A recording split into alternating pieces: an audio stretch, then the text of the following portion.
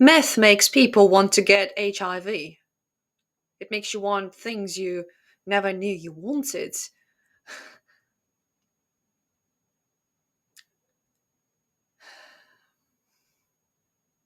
Sounds disturbing. Let's go.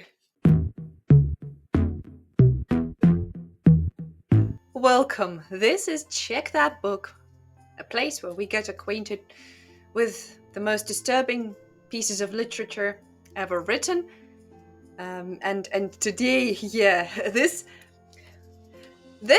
interesting book I stumbled upon accidentally whilst, doing my research, as I usually do, because sometimes you have to add some variety to your work. I have over 200 disturbing titles in my head and in my notebook, so. But sometimes you want something new. And this one, I got confused because I genuinely believed that this work was written by a doctor, a psychiatrist. I got confused and misguided with this one, going into it as if it is a case study or an actual fact file. I didn't even second guess myself whilst reading it until a special moment there. I am a therapist, and my patient is in love with a p. If that's not an awesome, disturbing title, then I don't know what is. This is mwah, mwah, mwah. Savor this one. Good. Really good. And wow. This book is written by an author known only as Dr. Harper, which again contributed to my confusion whilst reading this one. And let me tell you, I'm glad to have stumbled upon this one because that's a refreshing read. It's a refreshing take on your typical, doctor-patient dynamics, but in really unorthodox circumstances. Spoilers might be ahead, so if that theme sounds interesting and you don't want any spoilers, just stop watching the video now and go read it. Honestly, the links will be in the description. And then come back to this video. So it's a story about a gay psychiatrist who treats his patients quite successfully, in my not so humble opinion here, because negative result is also a result. But no, half the time, I mean, he fails, but there are reasons to it. But mainly, not just prejudice and not just the rivalry that is there, the circumstances. This one, well, let me read you the full title of this particular book because Dr. Harper has many series of books and they are all patient files, case studies, This one, my patient is in love with a pedophile. Patient files from prison.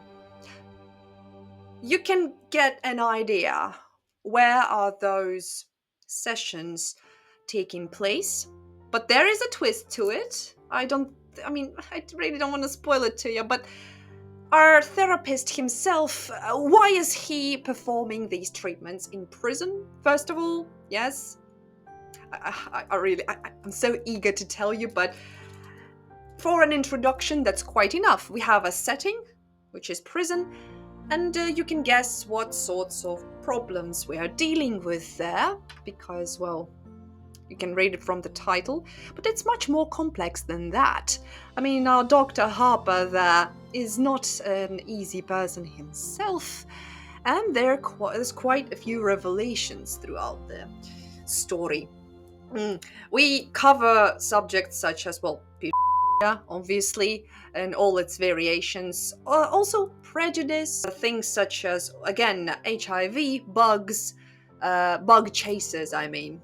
Not those bugs, the bug chasers. If you know what that means. If you don't know what a bug chaser is, Uh, I'm not going to encourage you to Google this. Basically, those are the sick people who, oh God, who purposefully want to get infected with HIV or whatever else there is out there. Usually these are sexually transmitted diseases, usually, but not necessarily.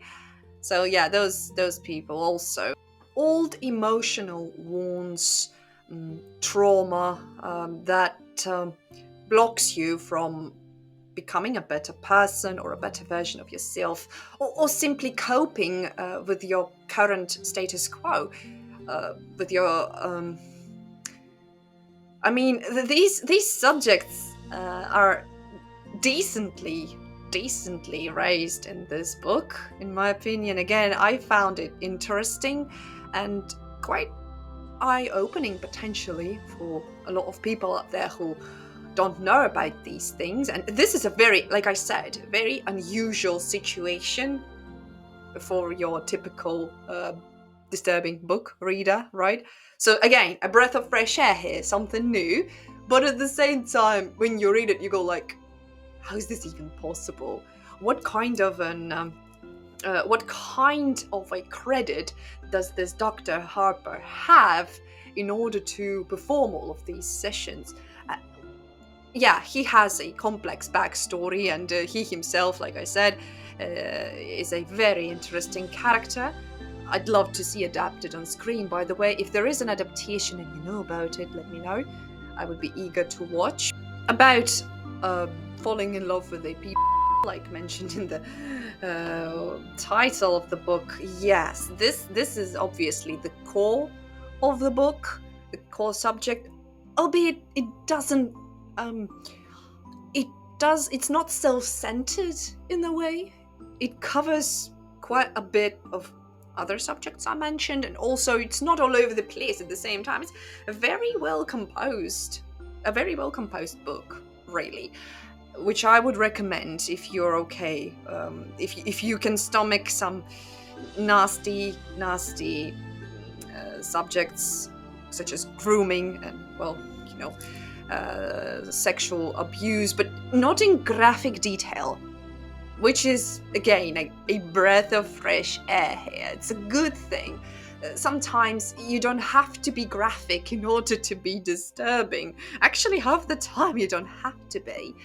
And it's our imagination and everything that's left, behind the curtain plays out very well in our minds, in our imaginative minds, and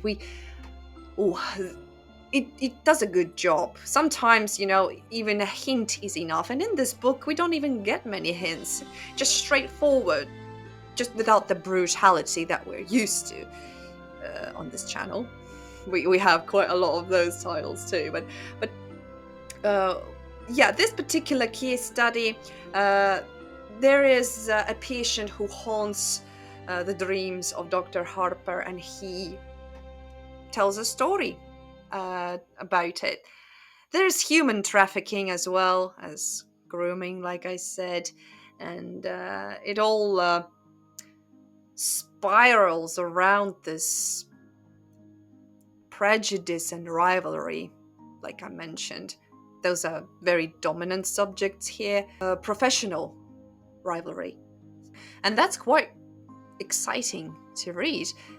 At times you go like, oh, you nasty bitch. You get aggravated. And that's awesome, because I believe that emotions are necessary with this sort of literature. Because if you don't feel any emotions reading these books, well, again, I suggest you see a therapist, a real one.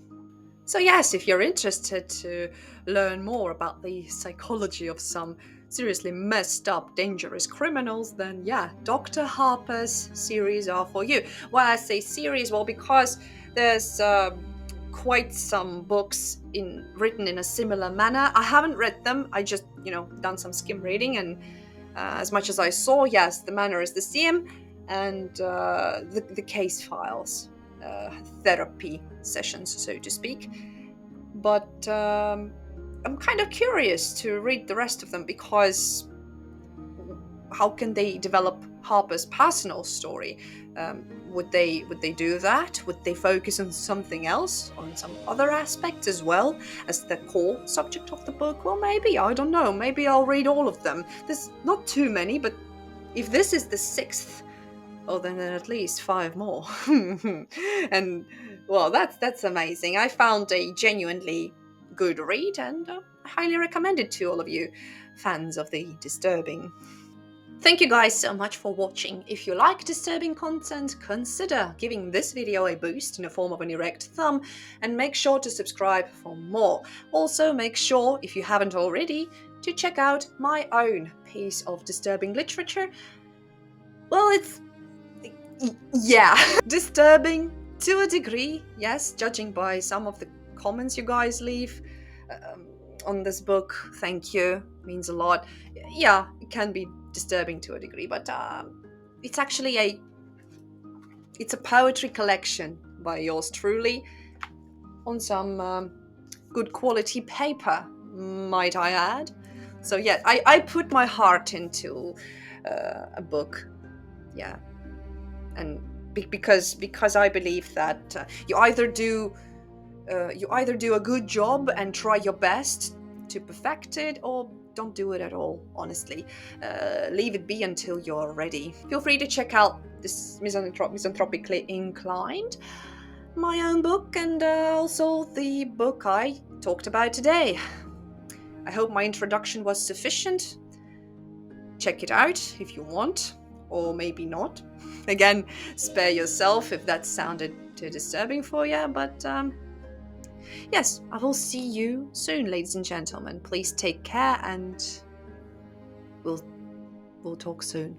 Goodbye.